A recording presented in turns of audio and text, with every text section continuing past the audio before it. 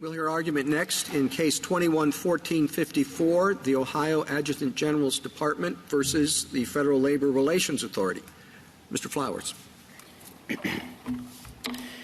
Thank you, Mr. Chief Justice, and may it please the Court. The Sixth Circuit and the Federal Labor Relations Authority held that Adjutants General and State Guards, when they employ technicians, are federal agencies to which the authority may issue orders. That is wrong. The Reform Act defines agencies to include executive departments, government corporations, and independent establishments. Adjutants General and State Guards are none of these things. They're neither among nor part of the 15 cabinet-level agencies that qualify as executive departments. They're not government corporations because they're not corporations, and they're not independent establishments because they're not part of the executive branch.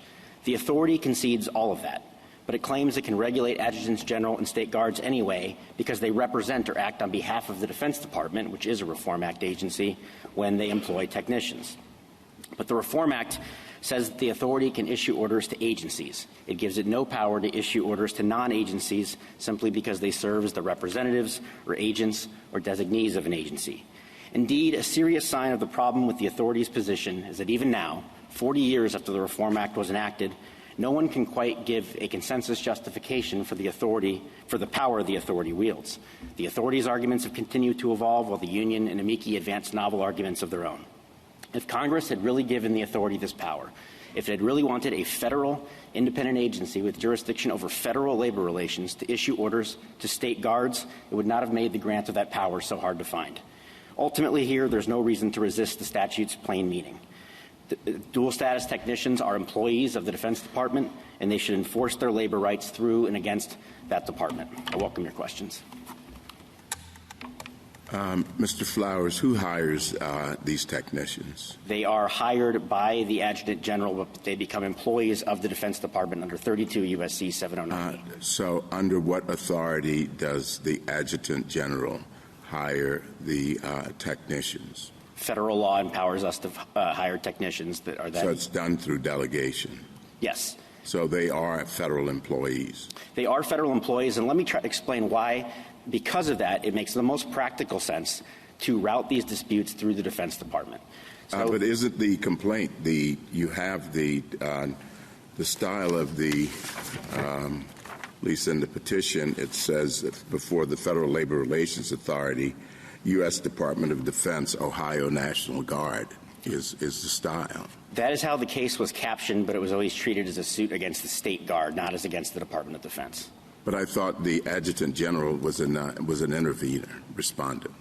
The Adjutant General intervened to defend the interest of the State National Guard, which was the initial party. So this would make, your argument would make much more sense if we were talking about the State Highway Patrol. Could you explain exactly when a technician is a federal employee and for what purposes, and when a technician is a state employee? So they are always a federal employee under 32 U.S.C. 709E, and we're not disputing that they have collective bargaining rights or that we are using these federal employees. The question here is whether we are ourselves a federal agency, because they can issue an order to us only if we are, in fact, an agency. That's what the statute says. And we are not a federal agency, even if we are an agent or a designee of the federal government, because being someone's agent does not turn you into the principal. It just means you're acting on behalf of the principal. I do want to, if I can, briefly address... Could I just, a point of clarification? You just said something that also appears in your briefs that I was confused by. Sure. You said that you're not disputing that these employees have collective bargaining rights. But what does that mean to you? Because the idea of collective bargaining rights is that there's somebody else on the other side that has to sit down and collectively bargain with you. So are you saying that, in fact, there is an obligation on the part of the State Guard to sit down at a collective bargaining table? It should be their employer, which is the Department of Defense, who could ask us to serve as the representative, might be bound by what we enter into, but it would be forced through and against them. Let me explain how that makes sense. If you step back and you ask who's best positioned to handle all this, the authority in the first instance or the department? The department on the front end is the only entity that can bring all the interests to the table. So when they're negotiating or trying to amicably work out a dispute, they, unlike the authority, are subject to presidential control. And so they can ensure that the president's commander-in-chief powers aren't frustrated. They have immense influence over the guards and the adjutants general, but most important of all, the technicians are Defense Department employees. The Defense Department signs their checks. The Defense Department withholds their dues. The Defense Department issues myriad regulations that govern the sort of conduct technicians can engage in. That's all stuff with respect to which they may wish to collectively bargain, but the Defense Department's in charge of. On the back end, I'm sorry. Keep going. I'm sorry. I was going to say, in the back end, when the authority actually issues the order, generally speaking, it's not possible or I should say in some cases it won't be possible to redress their injuries without the Department's cooperation. In this very case, we were ordered to restore the union to dues withholding status. I think you said that the Department should be involved rather than but hasn't Congress in essence resolved this by saying that the Secretary shall designate the Adjutant General referred to employ and administer the technicians? In other words, that's Congress speaking to resolve the issue and say they're the ones who are going to act on behalf of the Department. They're federal employees, you acknowledge, in a federal agency, you acknowledge. The Defense Department is, yes. And the Department of Air Force. Which has collective bargaining rights. Sure. You acknowledge. And they have collective bargaining rights. And you said DOD should be handling this, but Congress has spoken to this and said DOD handles this through this process, which is set out in statute, in which, by the way, has been used since from 1971 to 2016 uninterrupted without any objection, I guess, by Ohio. So let me take that in a few steps. The Defense Department has certainly said that we employ them, though they're also employed by the Department of Defense at the same time. If the idea is that we're acting on behalf of the Defense Department, that would mean that we collectively bargain on behalf of the Defense Department, and the Defense Department should be standing here rather than the Ohio Adjutant General. That's who their dispute should be against. And again, on the back— But you hire and fire and supervise them. I mean, I guess what concerns me a little bit is the suggestion that, while there might be practical reasons why the statute could have DOD be the operable agent here, it's not up to us, right? We're not just in the first instance making policy determinations about how this thing should be structured. And as Justice Kavanaugh just pointed out, we have a statute that gives these people, the dual service technicians, collective bargaining rights that in the collective bargaining world, as Justice Kagan points out, it means the right to sit across the table from the people who hire and fire you and bargain over the terms and conditions of your employment. So I guess your task, in my view, is to establish why it is that Congress would have intended to carve you out in this situation. So let me first back up for a second and explain. It's important to emphasize the law we're interpreting here, the Reform Act, is not about National Guards and technicians. It's a generally applicable law for the federal government.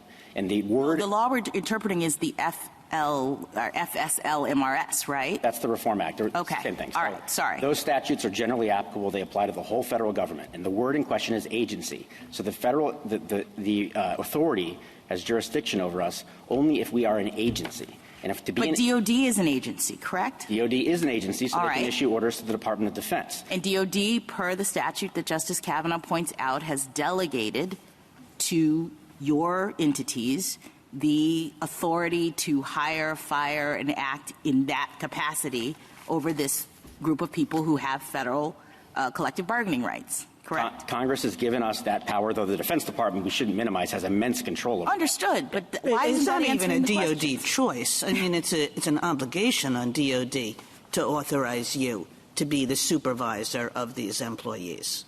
This is not a choice on DOD's part. DOD had to give this authority to you. No, that's certainly true, but it doesn't mean that we are the Department of Defense. It means we're acting on their behalf, so the Department of Defense may well be bound by the contracts we enter into. We don't take issue with that. The authority can issue orders to the Department of Defense, and in fact, it needs to for some of these things to bear out. So this is a technicality then, kind of, to Justice Kagan's point. You're just saying, they sued the wrong person. It should be DOD here, and you concede that DOD could order you to go to the collective bargaining table or order you to comply with an order issued by the authority. I don't think they could order us to. They could wield their influence over us to strongly. Why can't they order you to if you're their agent or representative? So they could take away the technicians. They could reduce our funding, but they couldn't, for example, replace the Adjutant General. They couldn't strip. They couldn't create a new state National Guard. So you're not really their agent or representative in the way that we might otherwise understand principal-agency relationships? It's not set up by a contract with those sorts of relationships. The Department of Defense is also an agency with limited power granted by Congress, and they have to act using the power they have, which is influence rather than control. And the reason that matters, why is it not a technicality? First, the federal government would be handling these things rather than us, and they're better positioned to do so. So I don't know if I mentioned this, but I'm sorry. You're saying you want to change the law so that you don't collectively bargain, DOD collectively bargains. Well, DOD may be able to, through regulations, say if you want the technicians, you have to collectively bargain with them for us. But what they can't do is change the meaning of agency for the Reform Act, a generally applicable statute, to make a state entity. So what do we do with agency. the savings clause? The savings clause says that they don't want to save anything that happened under the executive orders.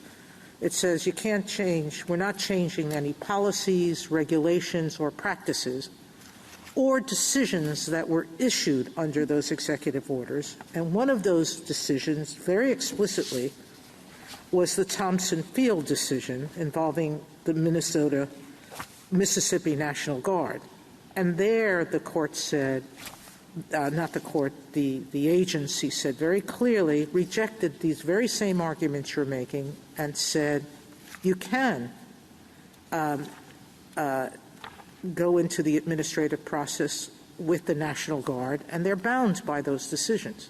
So two answers. So how doesn't the savings clause just defeat all your arguments? Because it doesn't do the work they would like it to do. What it says, what that statute did and what courts have recognized for decades is it kept the slate from being wiped clean while the authority and the courts interpreted the Reform Act. So if something that those regulations... No, that was interpreting what agency and what was a component of DOD was. And I disagree. Saying that I don't see how you could read it otherwise, that you are acting as an agent of DOD, and so you are a component of DOD. That's what one of the amicus argues, and I want to find out from the Solicitor General's office why they don't think that argument is compelling. So I don't think that argument works. Being an agent does not make one a component of the principal. It makes them an agent of the principal. Usually it is a non-component that serves as the agent in all sorts of other contexts. But back to 7135, what it says is that those regulations, decisions, et cetera, continue to apply unless they're superseded by the Reform Act itself, which here this is because... But the Reform Act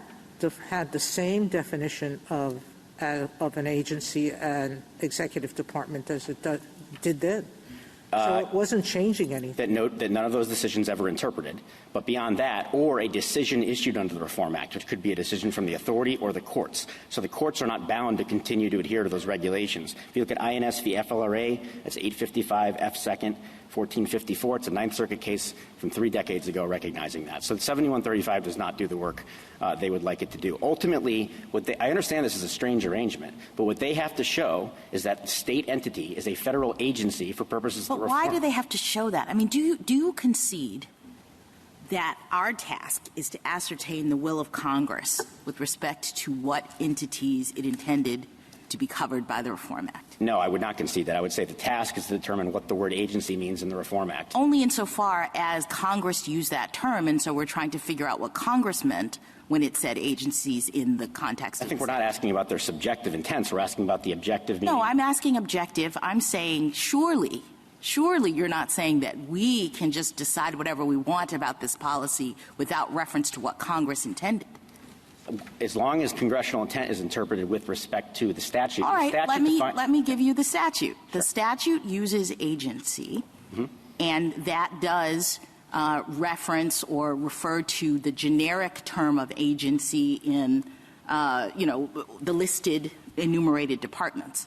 But I guess what I don't understand is why we have to automatically believe that when Congress included agency in the Reform Act, they were necessarily only incorporating those listed entities as opposed to talking about an agency insofar as it employs, hires, fires, and supervises federal employees.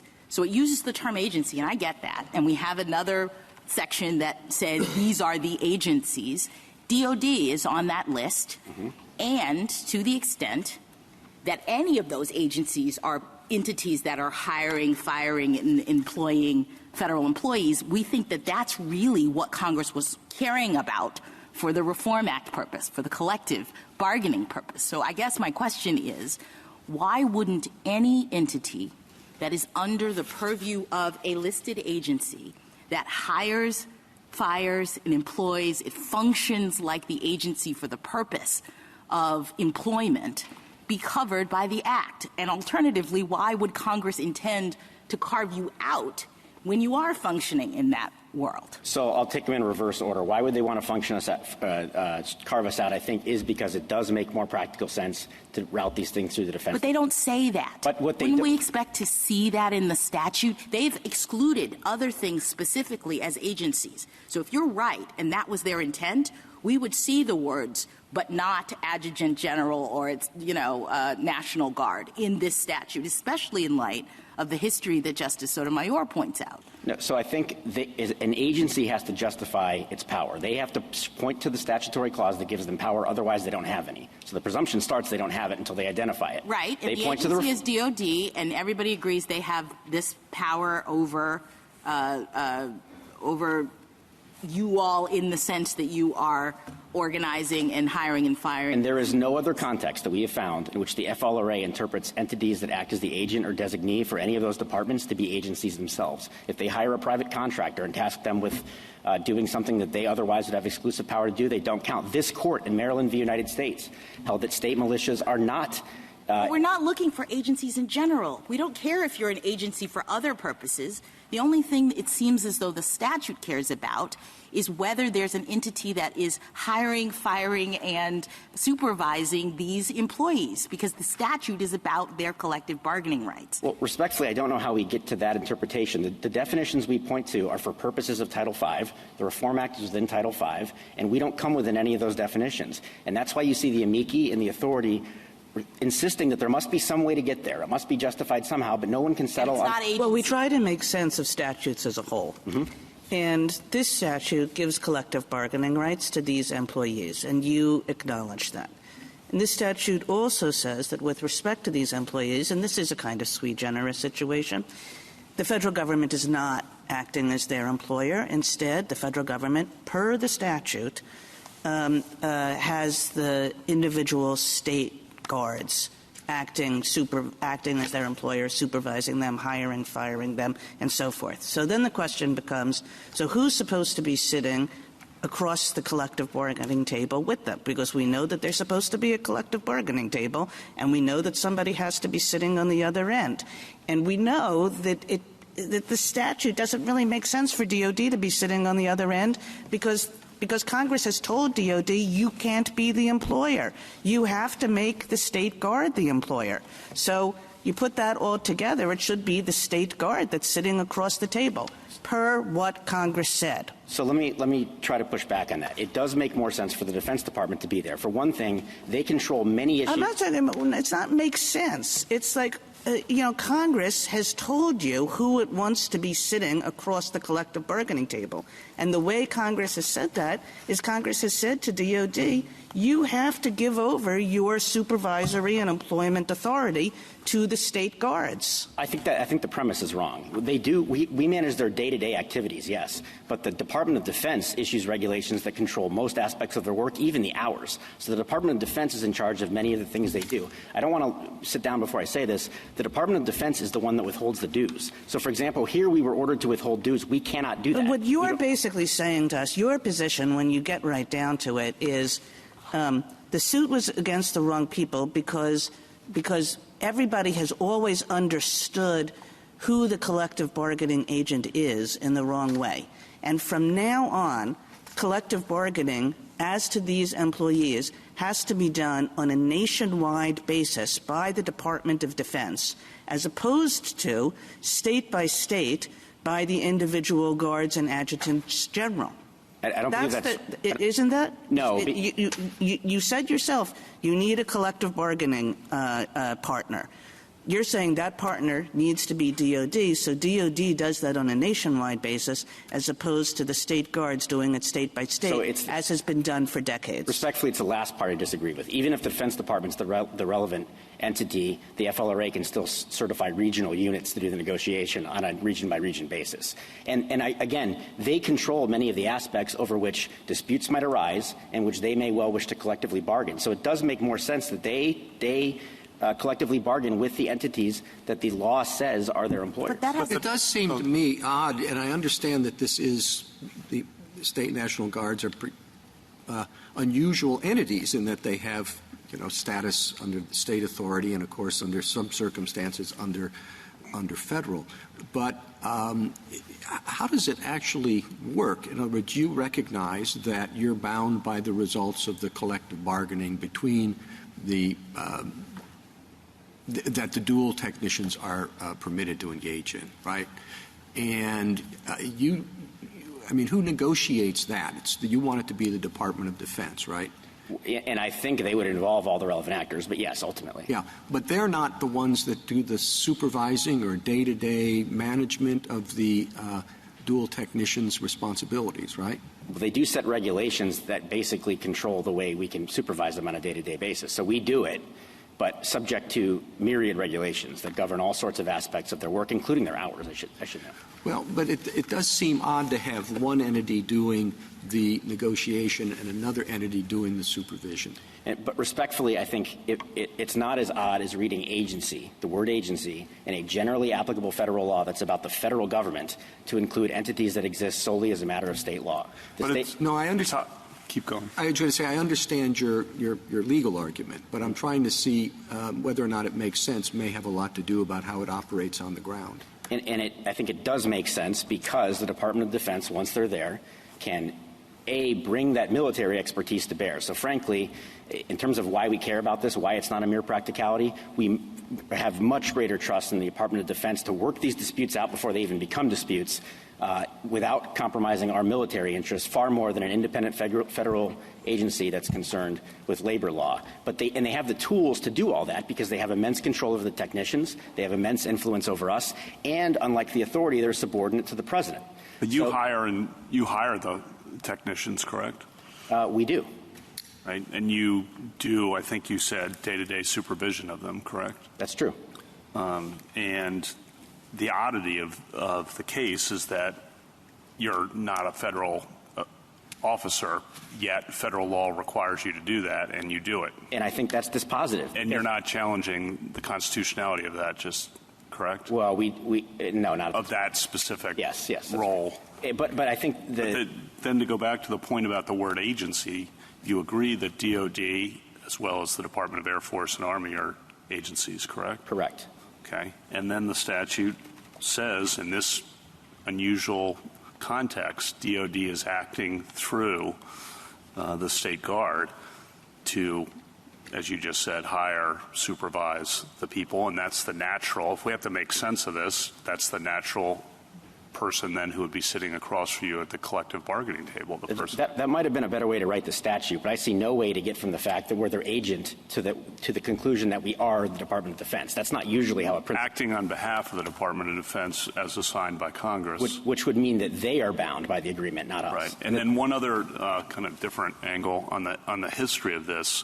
This might correct me if I'm wrong, and this is ultimately you're going to say the text controls, and I agree, but I just still want to know the history, which was in the 70s. This was an issue, and state guards were objecting to their role on this and tried to get a carve out in Congress, and that was came up in the context of the military union, the separate legislation, and it was in the Senate bill but failed in the House bill, and it never made it. The carve out that would have changed the statute and solved your concern never made it. Well, that solution would have been to a slightly different problem, which is they wouldn't have bargaining rights at all. Mm-hmm. So we're not disputing that they have rights. Right, that would have solved your problem. It would, yes. If they didn't have rights at all, then they could not go to the authority to enforce those rights. That's true. But ultimately, I agree the text controls, but that history illuminates this is not some isolated thing that was inadvertent, I don't think, or at least that Congress didn't pay attention to at some point. I fully grant that, but when we're talking about an agency's exercise of power, they've got to ground it in the text, as you recognize, and I think here we're talking about penumbras, not the text. So what instead you're arguing now is it's a fair victory because they kept collective bargaining rights. They could have it against the Department of the Army, but they can't enforce it against anybody. Not Pyrrhic in any way. They can enforce it against the Department of Defense. Well, but you're telling me the Department of Defense can't sue you for it. That's how you answered Justice Barrett. They cannot sue us. They can just use other pressures, but they can't have any enforceable right against you in court. Right. So, of course, my first answer is we're stuck with the law Congress passed, whether or not it makes sense. But I think that does make sense. I agree with you. We're stuck. You and we are stuck. Yeah. And so I go back to my original question. For however they viewed the word agency or department anywhere else in any other part of the law, at least with respect to this issue, they had the Mississippi decision. So and that decision, basically the Thompson decision, basically said, you negotiate the collective bargaining unit. You're acting on behalf of the department when you do it. The terms are approved by the department, so the department has said to you, these terms are okay. And if you breach the agreement, then you have to suffer the decision of the agency in charge of deciding whether there was a breach or not. That's as simple as I see this. Sure, but then 7135 says if that ruling is superseded by the Act, which this is because it defines. But the Act didn't change the definitions. It didn't change the definitions, but that decision didn't consider the definitions. It didn't change the interpretation of those definitions. That I disagree with. The relevant definitions predate that order. The order never considered the definitions, and in any event, whatever that Assistant Secretary of Labor thought he was doing, the statute here plainly says agency, and even the government doesn't argue the you're willing agency. to say there's no legal remedy. There's political pressure remedy, but there's no legal remedy for rights that were clearly granted by Congress and intended by Congress. I really dispute that there's no legal remedy because a remedy against the department is going to be effective. They have immense influence over us. Yes, but it's going to be different.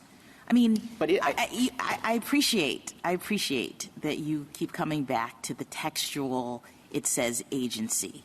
But I would posit that the real question is what did Congress intend when it used agency in the statute in that way? Well, we know what they intend. And to follow your line of reasoning, we would have to believe that Congress intended for dual status service workers in this nature to have a different, weaker form of collective bargaining rights because unlike other federal civilian employees who could sue the people who could bargain with the people who supervise them, they couldn't directly. They would have to go through. I understand it's possible to figure out a way for them to enforce their rights, but why would Congress, given all this history, the background of the statute, the fact that they considered it, why would they have wanted dual service status workers to have a different kind of collective bargaining right than other similarly situated employees? You may answer briefly, yes. So two quick answers. First, again, they have to say we're the agency. And I want to emphasize even the authority does not claim that we are an agency. They are not making that argument. They say we're the representative of, not that we are. Second, why would they want to do it? I think it's important to realize that these technicians serve even in their civilian capacities, very important military tasks. And it's perfectly reasonable for Congress to say, in that context, we want the Defense Department involved because they answer to the President, and they have to make sure that whatever's being done doesn't frustrate his commander-in-chief powers. And think in this case, the General Counsel wanted us to go base to base and engage in basically a speaking tour where we would apologize to the technicians and tell them we'd violated our rights. But haven't you... Thank you, Counsel. Justice Thomas? Just briefly, could, in your delegation of authority, could it explicitly authorize you to not only administer but also to serve as it would be more of an imposition that you are also the defendant in these cases or respondent in these cases? Congress could do that, and it's actually done it in other contexts, not with respect to the Reform Act. And I do want to note that. No, I'm talking about the Defense Department in its delegation to you. So the statute delegates to us the power to hire them. I do believe the Defense Department, through regulations, could say if you want technicians, you have to agree to collectively bargain on our behalf. I don't think they could give the authority the power to issue orders to us, but they could make us bargain for them. And I do want to briefly emphasize 709E, the designation statute, is not about the Reform Act. That is a general statute that says we have power over technicians. So that's not unique to the Reform Act in any way. Justice Alito?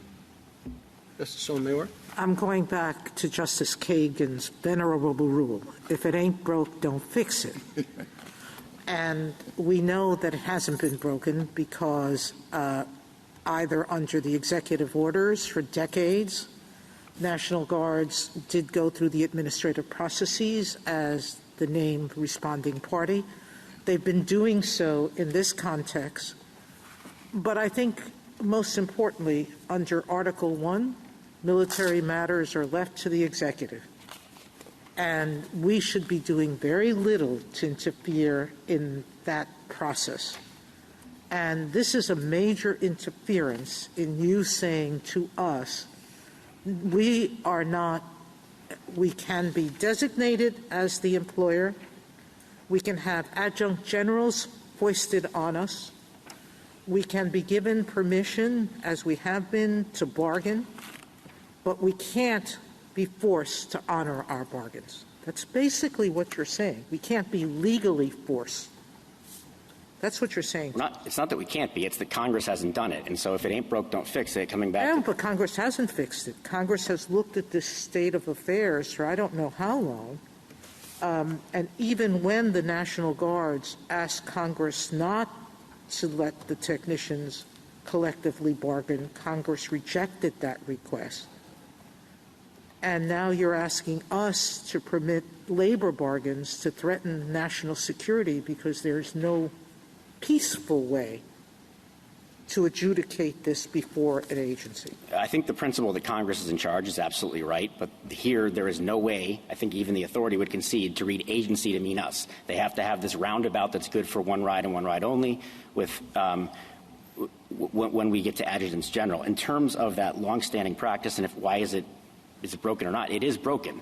Anytime you have an agency... It's only broken because you're the first National Guard to say we won't honor our commitments. Anytime you have an agency exercising authority that Congress hasn't given it, there's a serious problem. Agencies do not acquire power by adverse possession. It would be highly dangerous to say that as long as an agency keeps violating the law, we'll let it slide. If they do it once or twice, that's not okay. Here we're in the position where they've been violating it repeatedly, and this Court has not been shy in other cases, whether it's McGirt or Janus, to correct past practices that have been going on a long time, but that are contrary to law.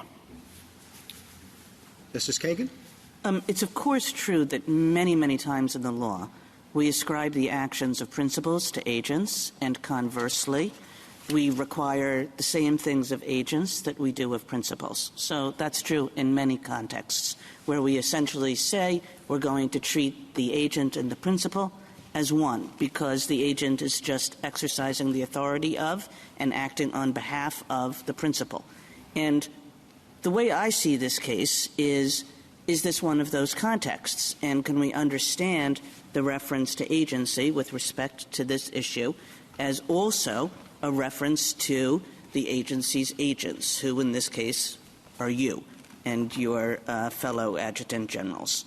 And there, I do, trying to make sense of an entire statute, I think about the fact that there is an explicit delegation from the an explicit delegation that Congress wrote requiring DOD to give its power to you with respect to these employees, and there is also an explicit provision, which you acknowledge, saying that these employees have employment rights, including the right to sit down and collectively bargain with their employer. And the question is, who is that employer? And you say they have to sit down with DOD. The consequence of your position is that the adjutant generals are out of the picture and DOD takes over. But I guess I'm wondering why, given that there's been this explicit delegation for you to supervise and hire and so forth these employees, why anybody would read the statute to do that rather than simply to read the statute as putting you in the shoes of DOD when it comes to this activity. So there are certainly instances where an agent's bound by whatever order is issued to the principal. But that's expressly. So, for example, Rule 65 expressly says agents are bound. I am not aware of any area in the law where agents, by serving as agents, become principals. And that's what they would need to show. The authority has to show that to win this case, because unless we are the Department of Defense, they can't issue the order against us. They do not even argue that we're the Department of Defense. And if the argument here is that we become agencies by serving as representatives, that is yet a new version of the argument, which just shows, I think, that we're looking for some way to say it must be in there somewhere when it's not naturally there. So then I get to why does it make sense to do it this way. I do want to emphasize this. Many of the things that the technicians will want to bargain over are wholly within the Department of Defense's control. They withhold the dues. So the order here said we have to withhold dues. We cannot do that. We don't issue the checks. We can ask them to do it, but we can't do it ourselves. They issue regulations that control all aspects of their work. They want to bargain over that. Nothing the State Guard can do. And finally, I think it's really critical to emphasize the importance of the President's control over the Department of Defense. The General Counsel of the FLRA in this case, as I started to mention, wanted us to go base to base and get up and explain that we erred, we misinterpreted the act, and apologize. I think the Department of Defense would have been far more likely to say absolutely no way, that would be detrimental to the chain of command. Here, thankfully, the ALJ didn't impose that, but the General Counsel asked for it. And I think that shows the failure to appreciate the sort of military-specific concerns there shows why it does make practical sense to channel these things before the Defense Department.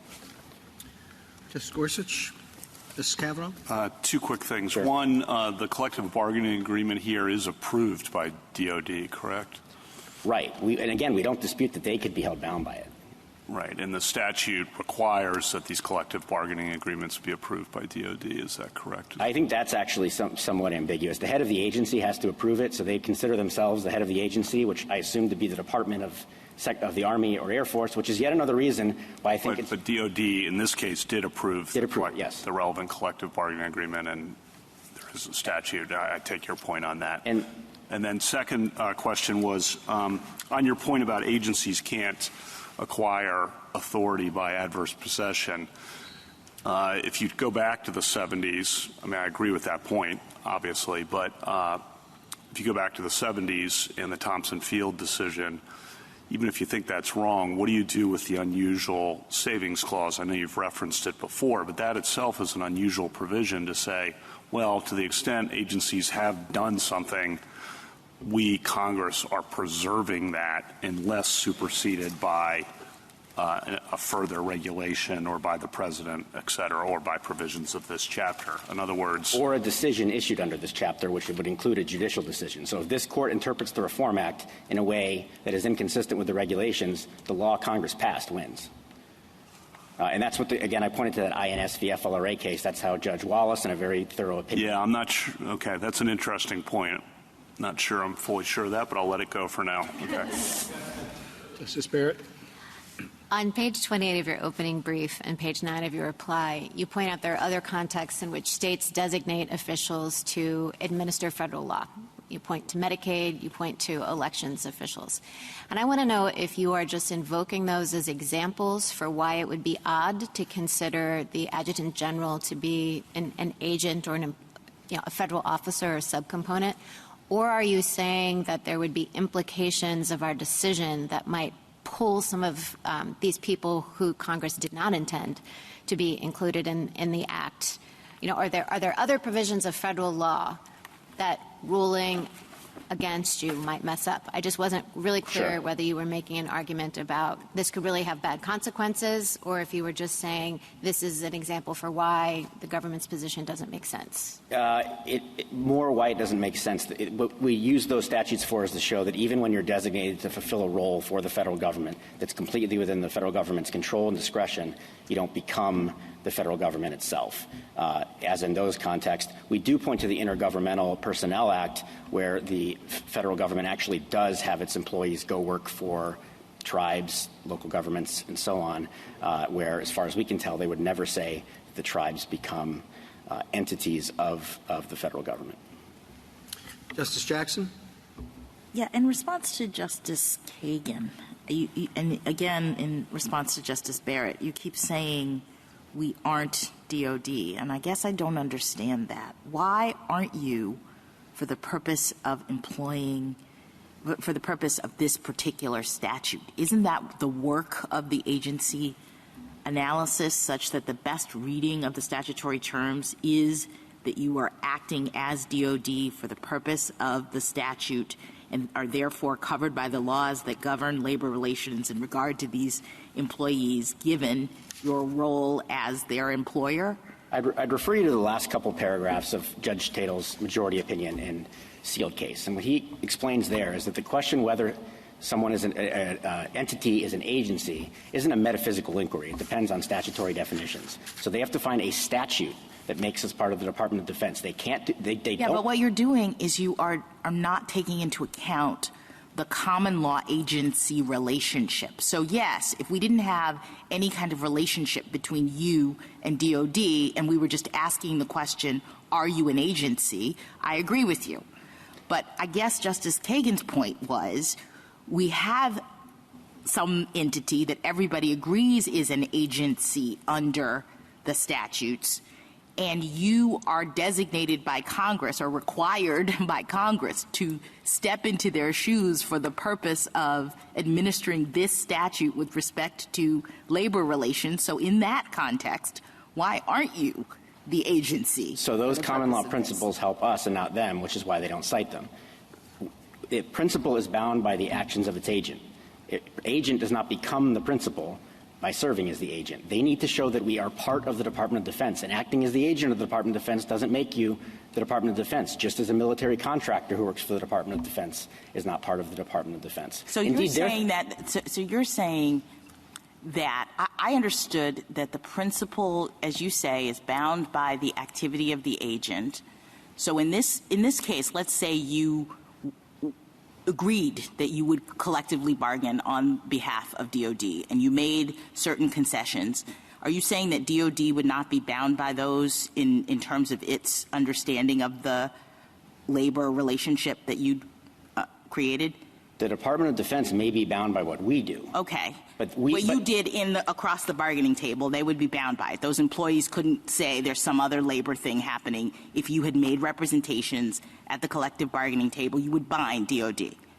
Is that right? As long as we were acting as their agent, which they say we are, yes. Okay. So why doesn't that make you then responsible for sitting across from these employees in the context of the collective bargaining relationship as Congress understood it? Because I guess it might, but the question that we're asking is, are we an agency? That's the only question in this case. We have to be an agency or the authority does not have the ability to issue orders to us. That's conceded. I don't think anyone's disputing that. And we don't become an agency by being the agent. And indeed, every federal employee is an agent of the federal government. We don't say they're all agencies. Thank you, counsel.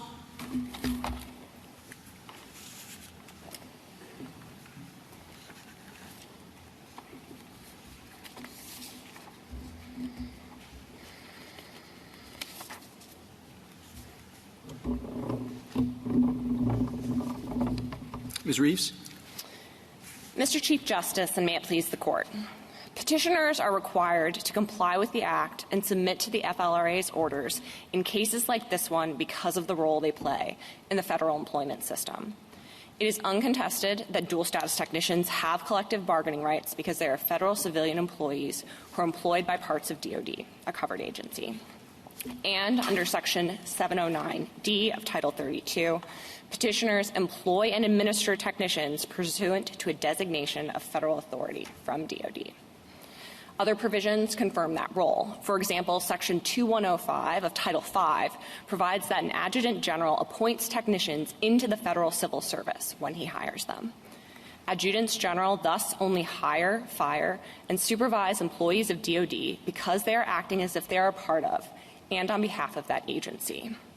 Similarly, as petitioners seem to concede in their reply, as multiple provisions in the Act indicate, the Act requires compliance by components and entities that are designated to act on an agency's behalf, and that is exactly how petitioners behave when employing technicians.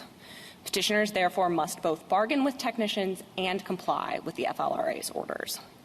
And if accepted, petitioners' arguments would upend 50 years of uninterrupted collective bargaining between technicians and state adjutants general.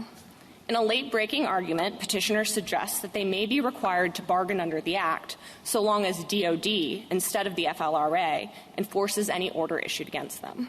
But that would not vindicate the right that the Act actually gives to technicians, a right to bargain with their direct supervisors, subject to the FLRA's enforcement authority.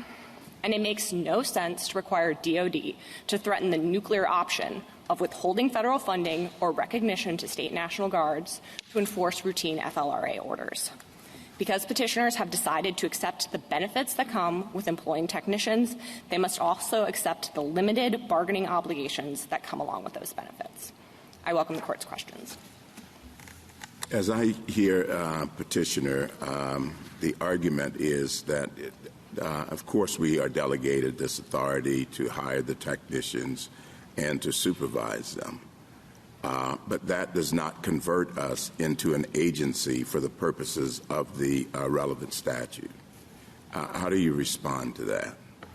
The term agency in the statute includes and requires compliance by components and entities that are designated to act on behalf of that agency, and that includes subcomponents within a federal agency, and that's the thing that petitioners are most analogous to in this system that Section 709D and Section 709E have set forward. It's hard to imagine how someone can fully employ federal employees from the perspective of their being able to hire, fire, and supervise federal employees' day-to-day employment activities without holding that they are, in fact, acting as a component of an agency that's required to bargain. Well, there's always delegations from the head of agencies to subparts, but those the delegees are not converted to agencies. They may be agents for a limited purpose. They may have limited authority that's delegated from the top, but they're not converted to an agency. And I think that's the leap that I'm having some difficulty with.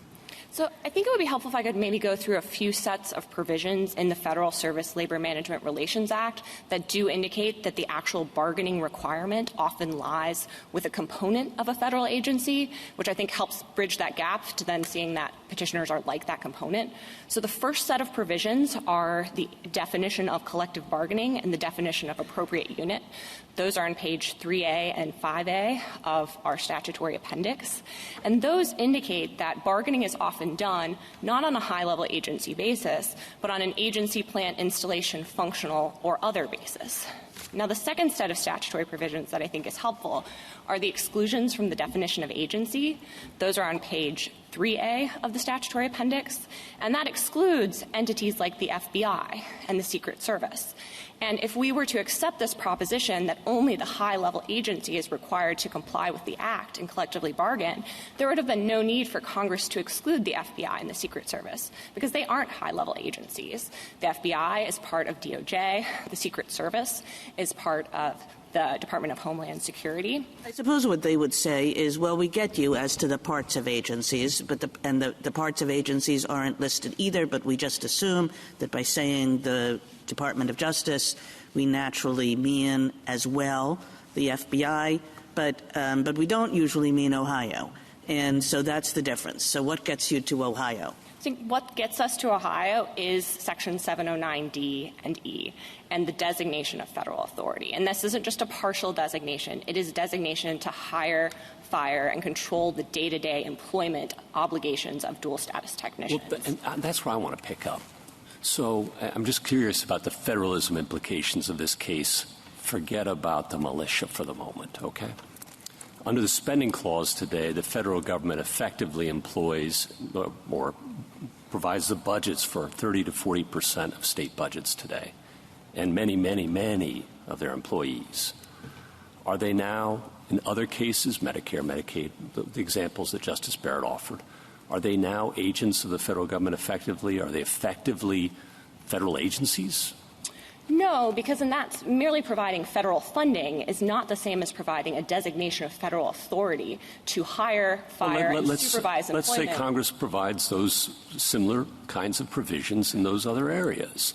We allow the states to hire and fire the employees that we are funding, but it has to do whatever we say. You know, you're now a federal agency. I know you thought you were a sovereign state, but it turns out you are, in fact, a federal agency.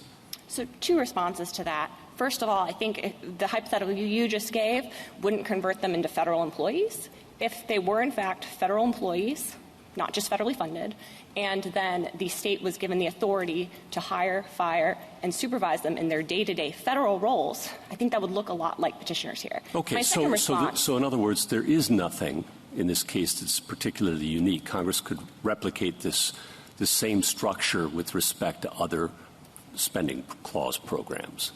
It could replicate it, but it is unique in that this is the only statute, 709D is the only one that either we or petitioners have been able to identify where a state employee supervises, hires, and fires federal employees into a federal role. Now, I know we don't have a constitutional commandeering type claim here, but is there some concern the government has about converting state militia officers into federal agencies? So a couple of responses to that. First, I'm just sure this is something you all have thought about too, so I'm curious. Absolutely. So I don't think this case in any way implicates militia concerns because, as this court recognized in Babcock, dual status technicians really do have 3 separate roles.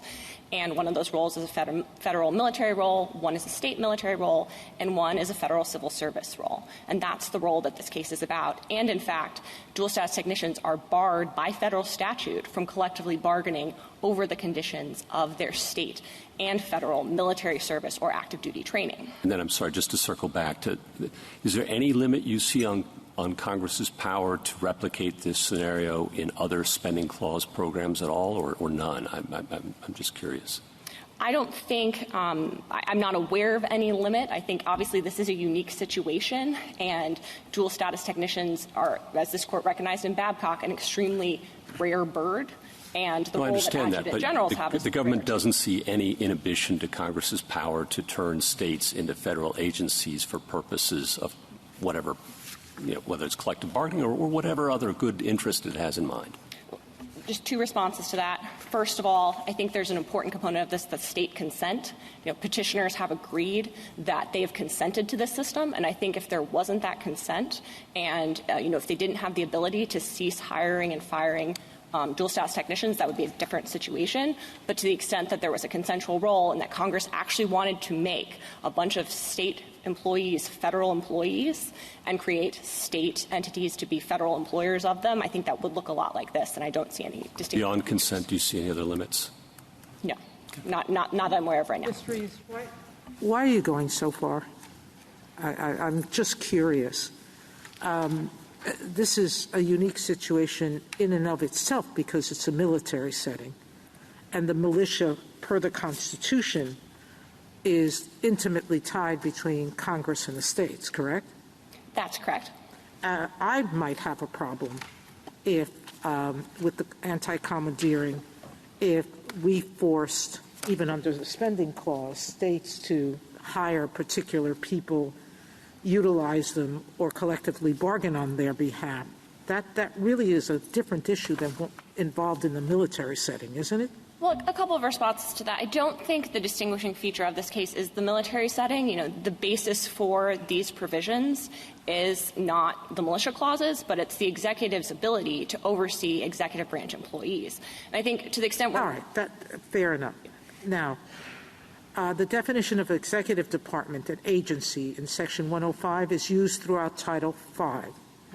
Going back to the question that Justice Barrett asked, do we need to worry if we adopt your broad definition of agency or unit or component that we will be causing unforeseen issues for other provisions? No, you do not. And that's because our argument is heavily grounded on Section 709D and Section 709E. And those are unique provisions that there's no analog to anywhere else in the U.S. Code. And to the extent that— So your component argument seems to follow the arguments of AMICI, American Federation of Labor, and Congress of Industrial Organizations. They were talking about the National Guards being a unit or a component of DOD. And I guess the counter to that argument is that Section 101.05 refers to federally recognized units and organizations of the Army National Guard. How could these state National Guards be federally recognized units or components? So we're not relying on the federal components or units argument because as we envision this case, petitioners are acting in a federal civilian employment role when they're employing dual status technicians. They aren't acting in their federal military role in any way. So I don't think that the right way to analyze this case is the way that those amici analyze it. I think the correct way to analyze it is to recognize that dual status technicians have collective bargaining rights and then ask who are those rights against and what do the entities in this case look like as far as the Act's provisions go. And petitioners here look the most like a component or representative of an agency who's exercising that agency's authority in hiring, firing, and supervising the day-to-day activities of federal civilian. Isn't it odd to say that an entity is a component of the federal government for some purposes, but not a component of the federal government for other purposes? I don't think so, because I think that the Act itself is what provides the definition of an indication of what is a component. Those two provisions I listed in response to Justice Thomas's question. And also there's a third set of provisions. There's exclusions that the President can make to collective bargaining under the Act. That's in Section 7103B of the Act.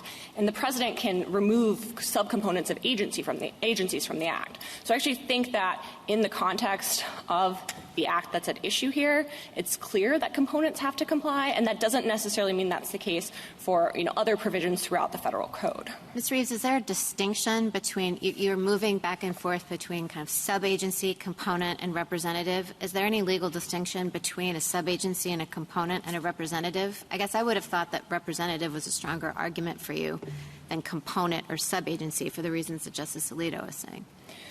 So I think that representative can be a little bit of a broader meaning in some places in the Act. Sometimes a representative can be just an individual who, for the purposes of bargaining, is going to the table for bargaining purposes. And when we're using the term representative here, we mean that a little bit more broadly. But I thought designate was a big part of your argument. And if you think of the Adjutant General as a designee, that seems to me more like a representative than a component. So I really think it's both.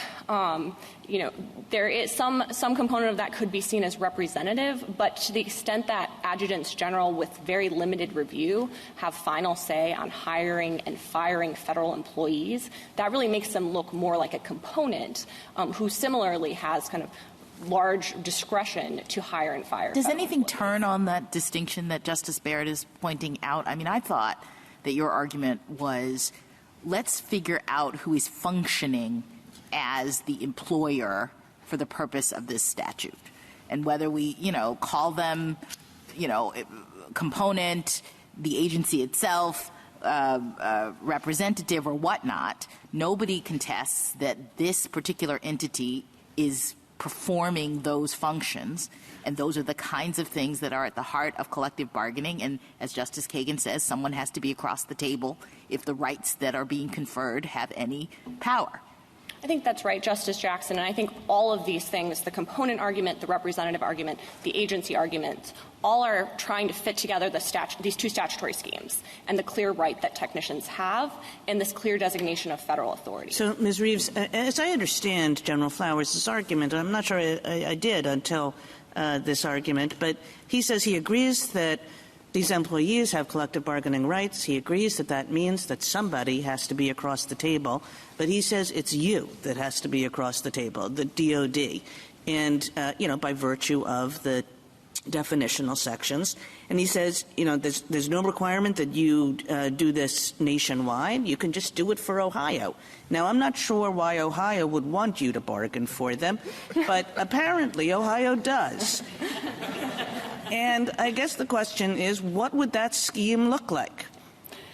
So I do think it's important to think about what that scheme would look like. And first of all, historically, the FLRA has certified bargaining units not at the nationwide level when it comes to the DOD. And that comes from the definition of appropriate unit in 7112A of the Act. Act, which is on page 5A of the statutory appendix, that requires the agency to take into account a clear and identifiable community of interest. And historically, that hasn't meant a nationwide bargaining unit. Okay, so let's say it's Ohio. So setting that aside, I think we have to think about the enforcement difficulties here. So what Ohio is proposing is that DOD bargains with state National Guard state employees of state National Guard units. And then when Ohio refuses to comply with that, instead of the FLRA issuing them an order and it being subject to contempt, as is the ordinary case and has happened for the last nearly 50 years, DOD has to threaten to withhold federal funding or federal recognition to the state National Guard and state Adjutant General. And respectfully to my friend on the other side, I don't think that's any way to run a railroad. That has actual implications for the relationship between state National Guards and their federal components. There could be real national security risks. And if I could play this out just one more way, I think you further have to imagine, how could the FLRA try to enforce that against DOD? Could the FLRA hold DOD in contempt if it doesn't threaten to withhold all of a state National Guard's funding in order to enforce some minor FLRA order involving a single federal employee? I think the system the court should stick with is the system that's worked for the last 50 years. Thank you, counsel. What entity in the federal, well, I can't say in the federal government, that's part of the question. I mean, what entity is most like the Adjutant General here? I think for bargaining purposes, what's most... No, just in general. If you said this is the closest analog to the Adjutant General. It would probably be the secretary, who's ever in charge of the Department of the Air Force or the Department of the Army. So full-time federal employee, officer of the United States, head of an agency as defined under law. Yes, that would be most... That's nothing at all like what they are.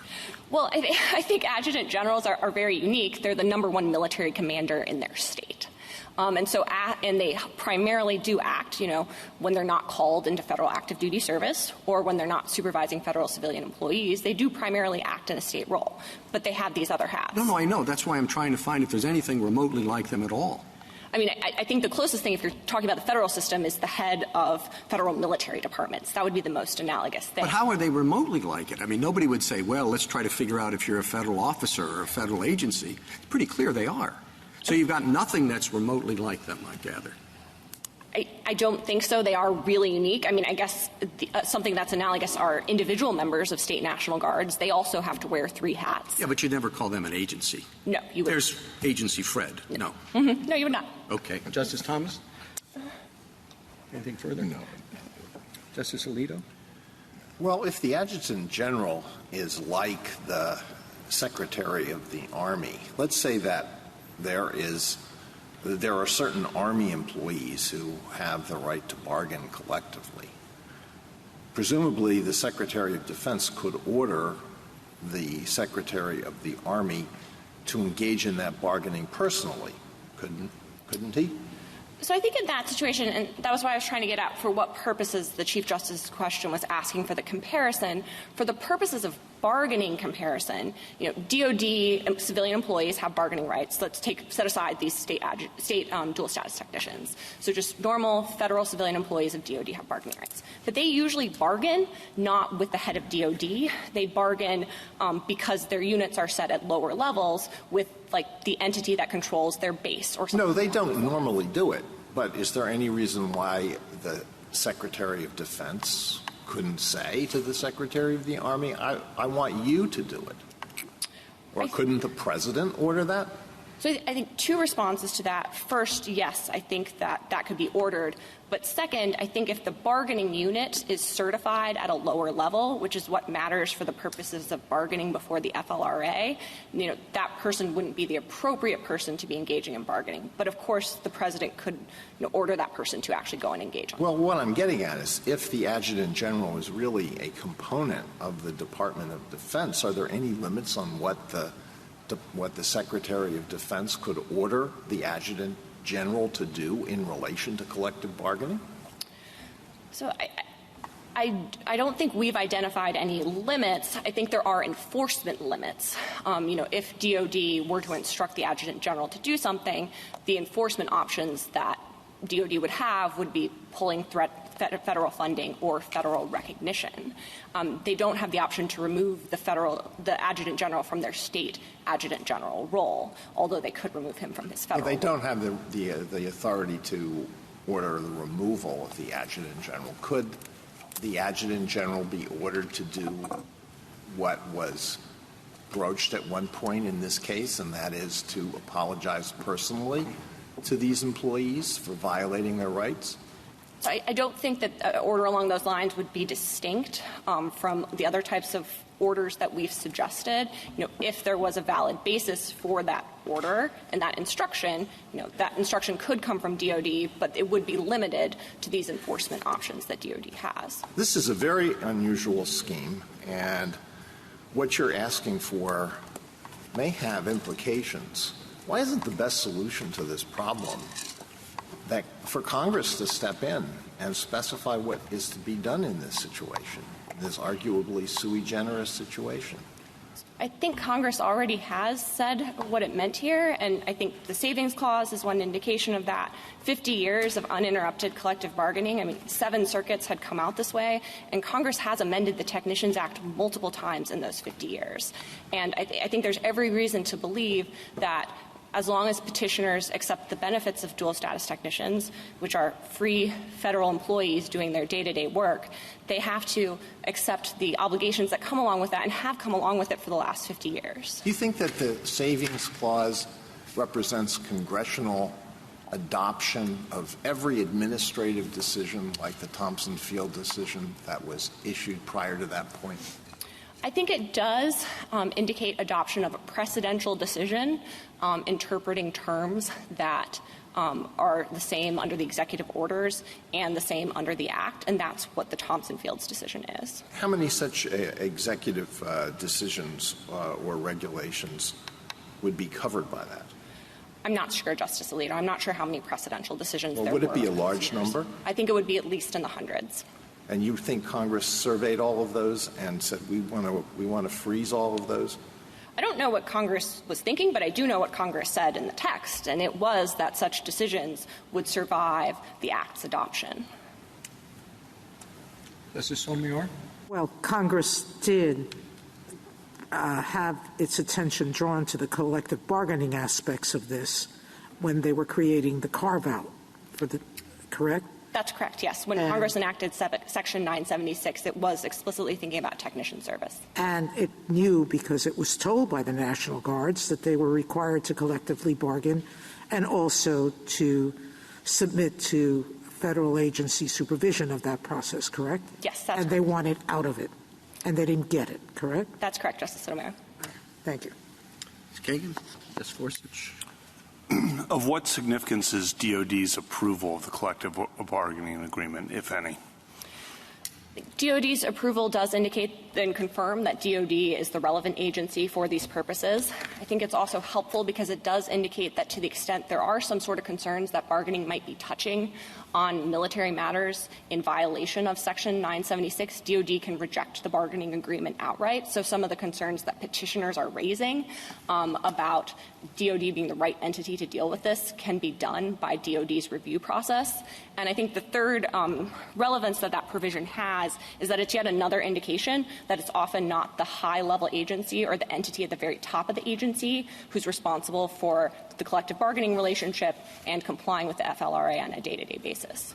On Justice Gorsuch's questions about hypothetical schemes that would be similar in some respects to this, and I think he asked about would there be any constitutional limits. I guess I would have thought there might be, but they're not an issue here, and we don't have any constitutional issues in this case. I certainly agree with that, Justice Kavanaugh, and I took Justice Gorsuch's question to be a hypothetical. It's obviously not an issue in this case, and I think to the extent that some of the amici have raised commandeering problems, petitioners have consented. That's very clear.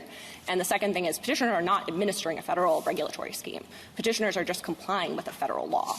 Then two more. Third, on the role of the states, once Congress decides that these technicians are going to have collective bargaining rights, it seems to me more friendly to the state at that juncture to have them collectively bargain than to have the Assistant Secretary of Defense for collective bargaining, hypothetically, collectively bargain and force the state to comply with certain conditions without the state sitting across the table.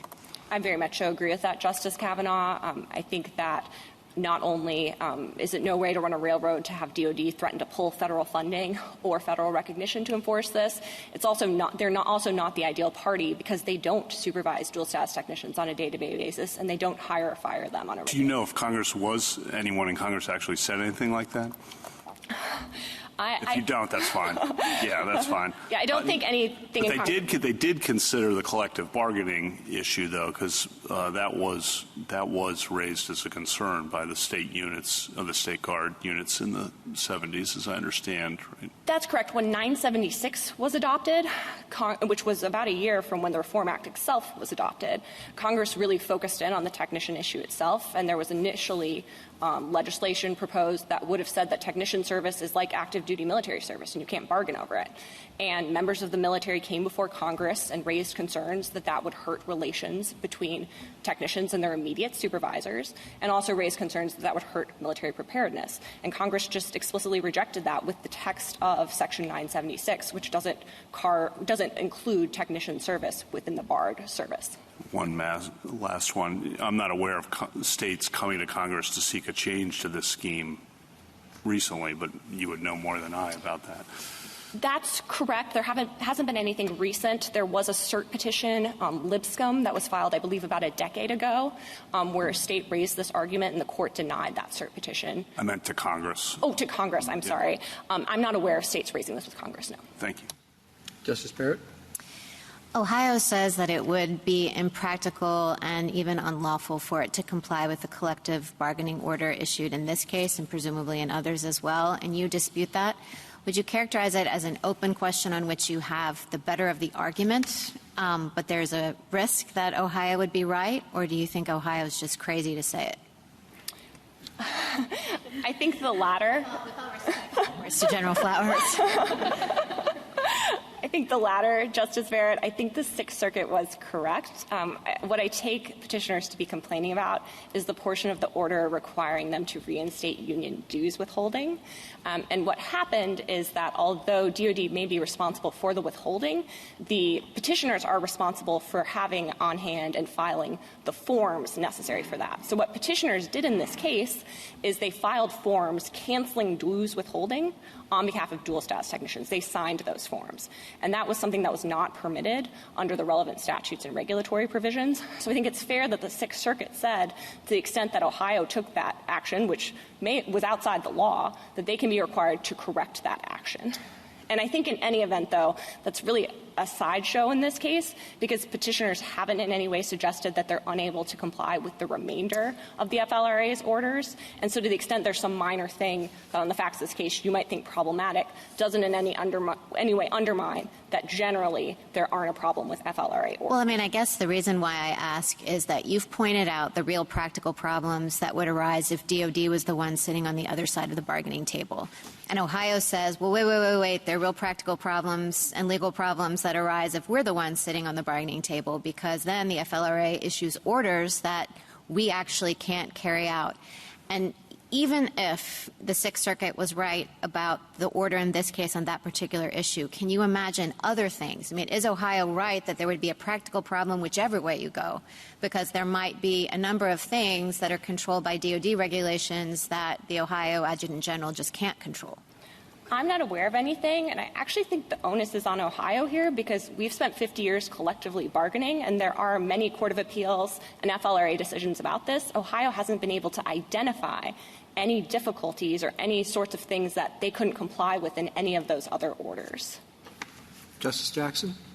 So I just I think I don't really see the federalism or commandeering concern, and I'm worried that it's because maybe I don't understand what it is that adjutant generals do or what the federal law is requiring. I thought that by virtue of this, they weren't subjecting themselves to federal authority for all purposes, and that it wasn't that they were converting themselves into an agency sort of writ large in general, and so all of the things that apply to agencies in the federal law somehow attach. I thought that the adjutant generals are only subject to the FLRA's authority when they're acting with that hat on, that is the capacity to be the employer of this group of federal employees.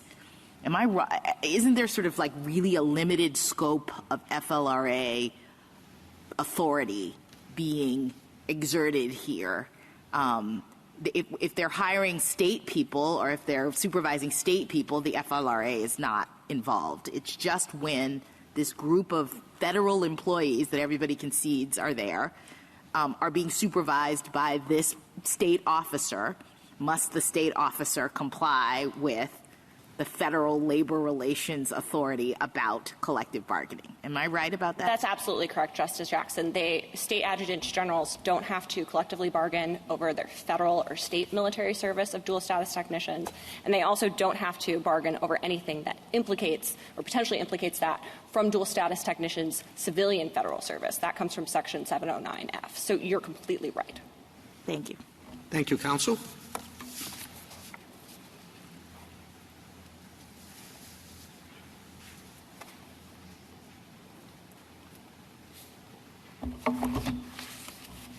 Mr. Grajales.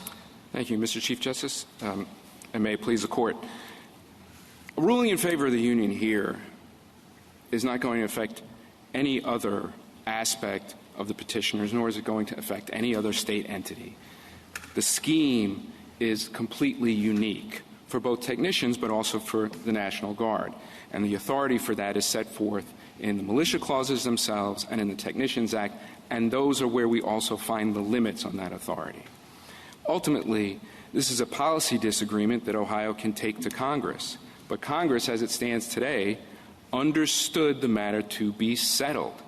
They understood adjutants general and the state National Guards to be covered, and that is the Thompson Field decision, which was a definitive decision. The very first question that was answered in that case was whether the order in that case could be applied to the adjutant general and the state National Guard. And we then have to look at the context, which is what 7135 requires, to see that that carried forward to the FLRA. And I just want to get into one more thing, which is petitioners now concede, A, that the civilian technicians are federal employees, B, that they have bargaining rights, and C, that the FLRA could certify units on a regional basis, which is what the FLRA has done, in essence, using its authority under 7112 of the statute. And they also fight against, they say they can do that, but they can't redress bargaining obligations. That has to be DOD. But really what they're saying is it's now just a question of degree. And that bargaining at DOD doesn't work for the reasons you've heard already, but it's inconsistent with the statutory scheme. And the one thing I want to point out is if bargaining were moved to DOD, it would render parts of the statute inoperative. Under 709D and 709E and 709F, the Technicians Act gives day-to-day supervision over working conditions and conditions of employment to the Ohio Adjutant General. Under 7121 of the statute, a negotiated grievance procedure must have arbitration, and that arbitration must be binding.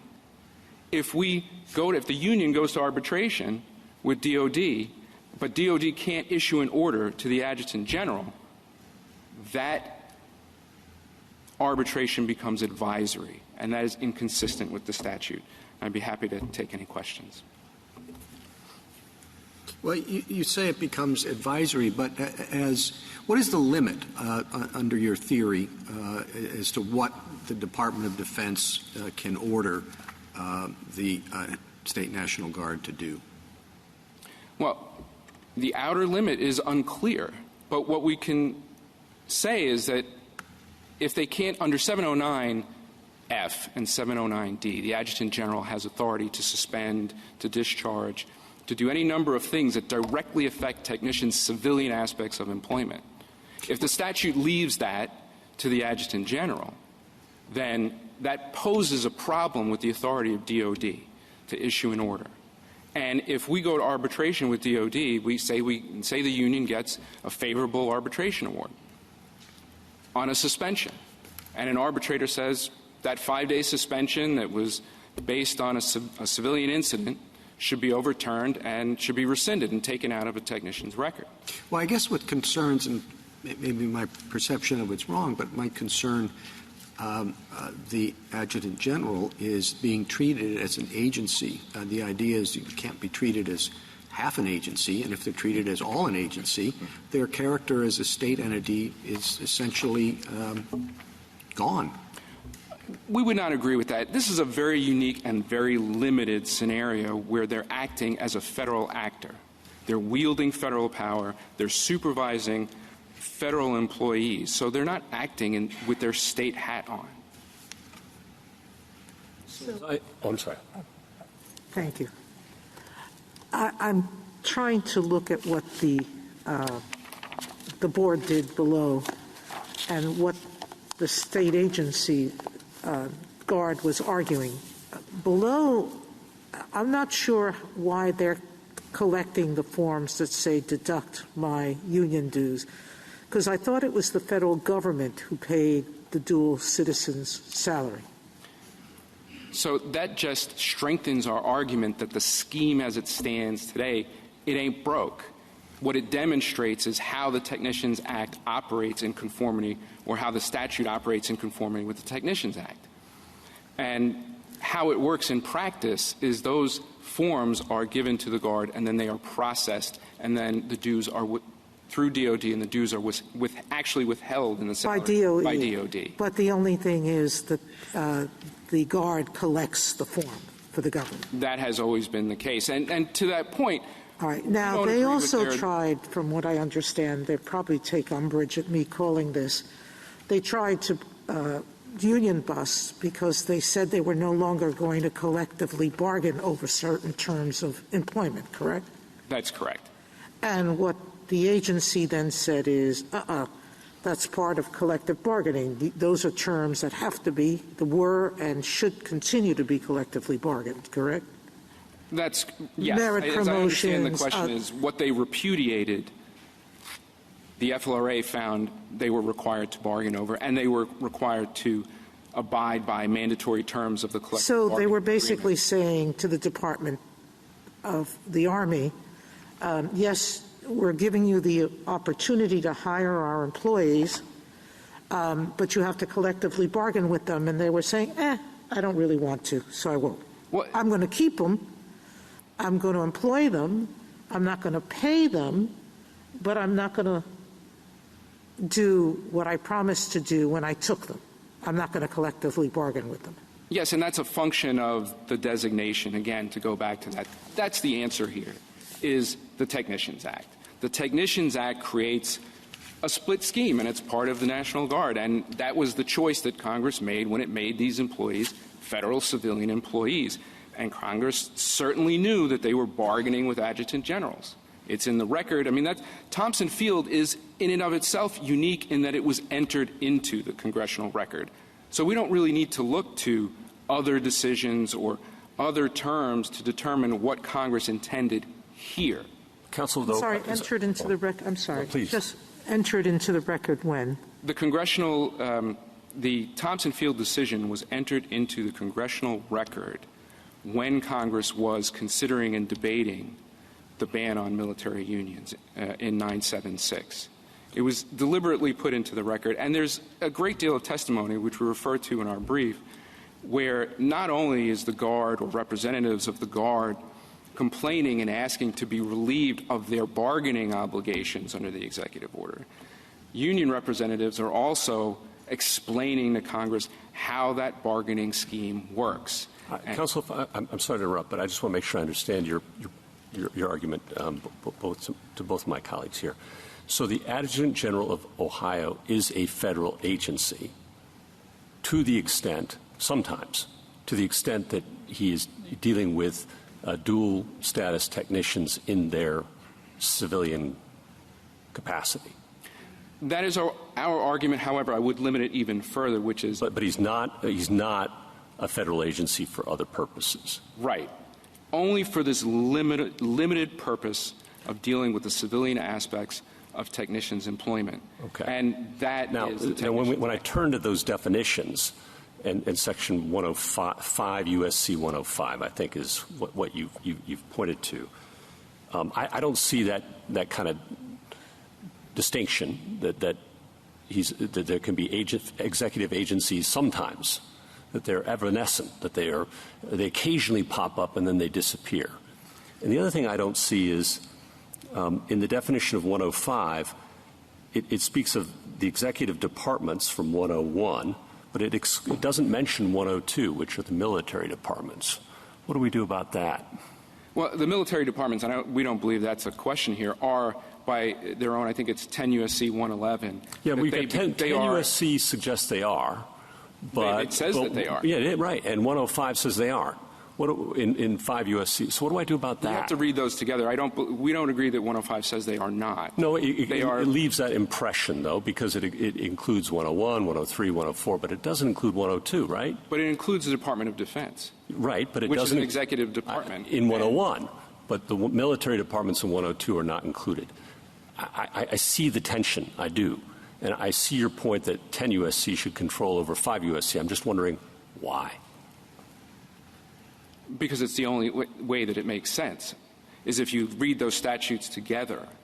Congress intended for the Department of Defense to be composed of Department of the Army and the Department of the Air Force, and which they become agencies through that mechanism. Thank you, counsel. Justice Thomas and Justice Alito. Justice Gorsuch, anything further? Okay. Justice Barrett, Justice Jackson. Just in response quickly to Justice Gorsuch's point with respect to 101 and 102, I thought that what was happening there was the fact that the Departments of Air Force and Army used to be outside of DOD. Congress brought them in, and then arrangements were made to make clear that they were now inside DOD. The military departments are a part of DOD right now. And there may be other statutes in which they are referenced separately, which is why you have 102. But I confess and I apologize that I don't know the history, but I agree with the conclusion that that is what they did. Yes. Thank you. Thank you, counsel. Rebuttal, General Flowers. Thank you, Mr. Chief Justice. I have just one quick point and then two larger points. The quick point responds to Justice Alito's question about the single decision and what do we make of that. This court and Department of Interior, the FLRA, looked at one of those decisions by the Assistant Secretary, and it said basically one decision is worth virtually nothing. That's 526 U.S. at page 95. Now for the two bigger points. The first and the most fundamental is that I think what this argument shows, what the briefing shows, is that the only way you get the petitioners into the definitions here is to fight the text. There's just no way to get there. Now, the authority says you look to 709D and we're designees. That's true, but why does it matter? Why is a designee become an agency under Title V? And let's also keep in mind that the relevant definitions here, the Title V definitions, are not part of the Reform Act. The Reform Act incorporates them, but the Title V definitions apply throughout Title V. So there were questions about consequences. Think of the other entities that might qualify as agencies under their theory. This court in Maryland v. United States said that state militias, even though they care for equipment on behalf of the government, do not thereby become the federal government. I think that may go out the window. What do we do with federal employees who are all agents of the federal government? Are they now federal agencies for purposes of Title V? What about the state actors who run our employment systems as agents of the federal government? Are they now federal agencies for purposes of Title V? I can't see why the answer would be no. So other than just an ad hoc decision that's good for this particular context in this particular case, there's just no way to read us into the Act. And that brings me to my second good point. There's no reason to fight the text so hard. The Defense Department can handle this, and it's in fact better positioned to handle this. First, they have control over many of the issues with respect to which the technicians may wish to bargain and with respect to which the authority may wish to make orders. I think there was a suggestion that we might be crazy for saying that we would violate the law by reinstating dues. I might be crazy, but not for that reason. We would have to break into the federal computer system and reinstate the dues ourselves because we do not actually withhold the dues. The federal government does. In addition to the control they have, there's no reason to think we're going to spar with the Department of Defense. That's just not the way it goes. We do follow National Bureau regulations. But then you might ask, I think Justice Kavanaugh asked this, well, why does Ohio care then? Why are you even here? Well, here's my answer, is that when we work through the Department of Defense, or when the authority has to go against the Department of Defense, we have the Defense Department, and the President as Commander-in-Chief as a buffer. And if they see what's going on and say, no, if you order that, it's going to interfere with a military interest of the United States, A, the FLRA is probably going to take that seriously when deciding what to order or what to request, and B, if somehow the authority does order the President to do something that is contrary to military interests, there may well be a situation where the President's in court saying, you cannot command us to do that. You cannot make us withhold all the federal recognition or funding from the state guards. So if there are no further questions, we simply ask that you reverse the Sixth Circuit. Thank you, counsel. The case is submitted.